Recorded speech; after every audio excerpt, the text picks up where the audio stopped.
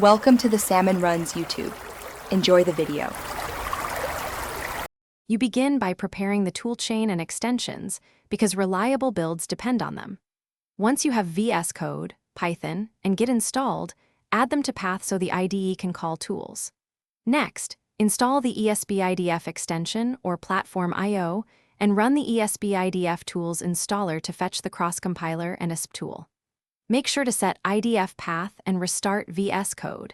This enables templates and the wizard. Then create a new Esp32 project from the extensions template to start coding immediately. Once the project exists, you configure the build system to match your board and firmware needs.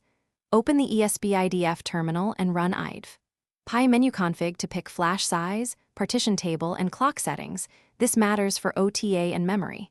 Then use the built-in VS Code tasks or idf. Pi to build, flash, and open the serial monitor.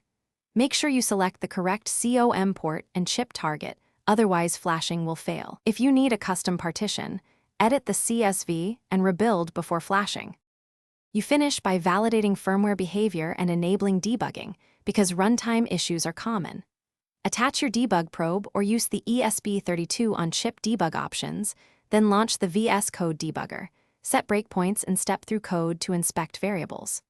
Once done, open the serial monitor to view Esp log output and confirm Wi-Fi or peripheral operation. If something goes wrong, first check power, USB drivers, the selected COM port, and flash speed. These 4 fixes resolve most problems quickly. Thanks for watching. Consider subscribing if we helped you.